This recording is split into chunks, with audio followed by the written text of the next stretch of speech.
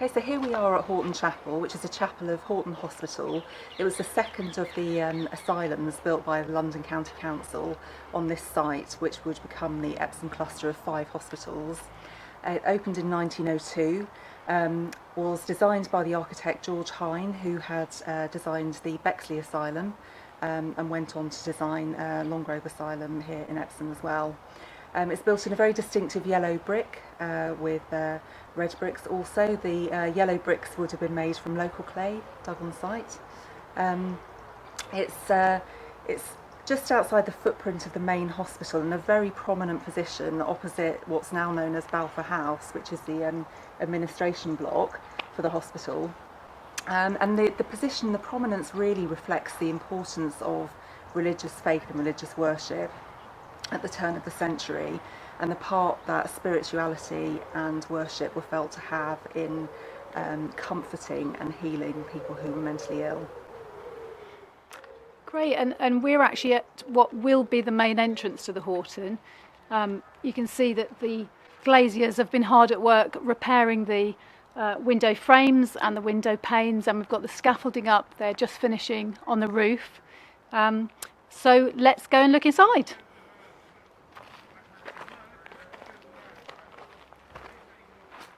So here we are inside. This is the construction area inside the Horton. There's a lot of work in progress at the moment. And Kirstie, do you want to tell us a little bit about what this was used for, how it was used? Yeah, sure. So Horton Hospital, or Asylum as it was when it first opened, housed 2,000 patients, and the chapel was built to accommodate 1,000 of them. We know from records that in about 1909, approximately 34% of the patients were using the chapel, but that had dwindled some 20 years later to about 18%, but it was still a sizable number of people using this chapel on a regular basis. Behind us here were some magnificent organ pipes, which you can't see at the moment because they're away for restoration, but they came from Winchester College in 1903, and the chapel benefited from what was really a first-class organ. And I think that shows the importance that music always had on this site. And just underneath here is going to be the welcome area. This will be the reception and the box office. This is a free-to-enter building, but you'll be able to come and talk to somebody and find out what's on and buy tickets for events that are happening here.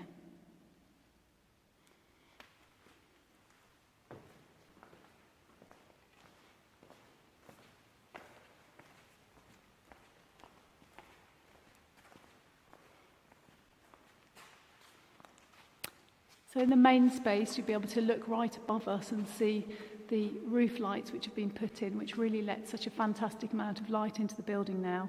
And the covers have been removed from the windows, and it really is looking transformed already. Yes, it's really light and bright and airy, and it's quite different from a lot of other asylum chapels. So these Doric columns and the barrel vaulted ceiling and these wonderful arched windows that let in so much light are very different from the usual Gothic style, and it gives it rather a magnificent feel, I think.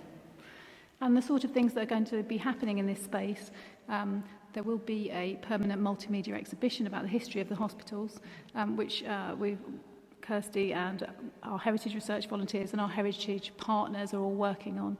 And that will be really fascinating to find out about the local history and the sort of things that happened in the area. When it's actually finished restored, people will be able to use this space for workshops, for events, for private hire, possibly things like wedding receptions, and it really is going to be a wonderful space. As you can see, it's already started to be decorated, and the cafe, which you can see in front of you, is about to be fitted out. And the screen in front of us is the war memorials. You can't see them at the moment, but they are in storage and they will be restored in exactly the same places. And Kirstie, how did they come about?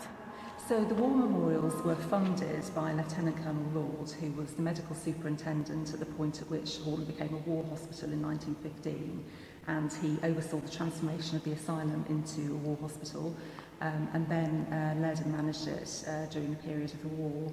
So in 1920 he published a book about his time as superintendent of the war hospital, and the proceeds of that book paid for this rather magnificent altar screen and the war memorials.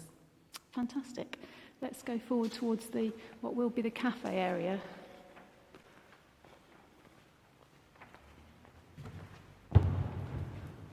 So this obviously was the altar space, and there's obviously quite a lot of work going on here at the moment.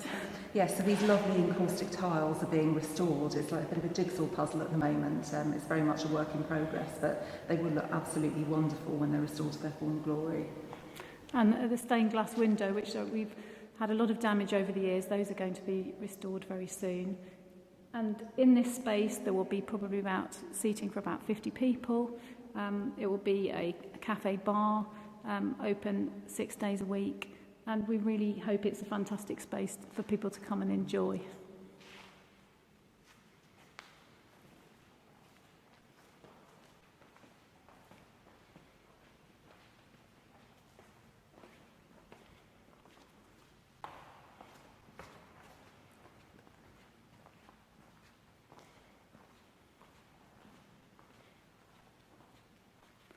You'll also be able to see the access lift which has been installed to make sure that everybody can reach the activities that we have in the mezzanine level, and the pulpit over there which will also be put back and given a permanent home here.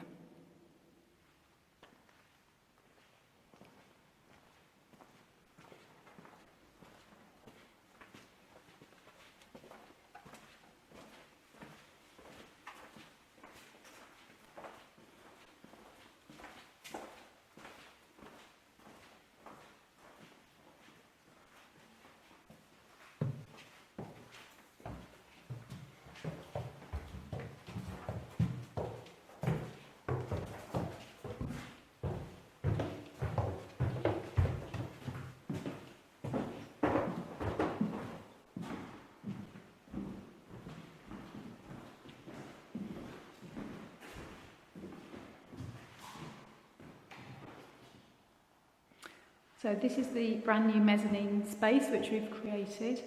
There are fantastic windows here which are letting in so much light, and this will be used for workshops, for meetings, for private hire. There'll be plenty of opportunities for people to do all sorts of things in this lovely room. And note that the barrel vaulted ceiling has been kept and really gives it a fantastic, unique personality.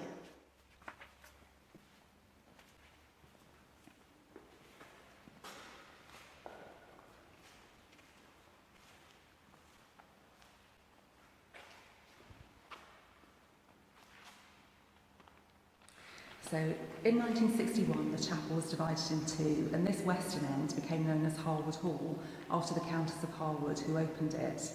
She was the daughter of King George V and Queen Mary, who'd actually visited Horton in 1916 when it was a war hospital. And it became a really pioneering music therapy centre under the leadership of Henry Rollin, who went on to enjoy a very distinguished career as a medical psychologist. And the music and the concerts that were held here, this hall could accommodate up to 200 patients at a time, so there would have been concerts and dances. And it provided real inspiration and comfort to a lot of people with mental illness. And it's a really important part of that vision that we'll be able to have performances, music, dance, theatre in this space once again, and that allow people to come in and enjoy themselves. We're just so much looking forward to bringing the music back to Horton. Yeah.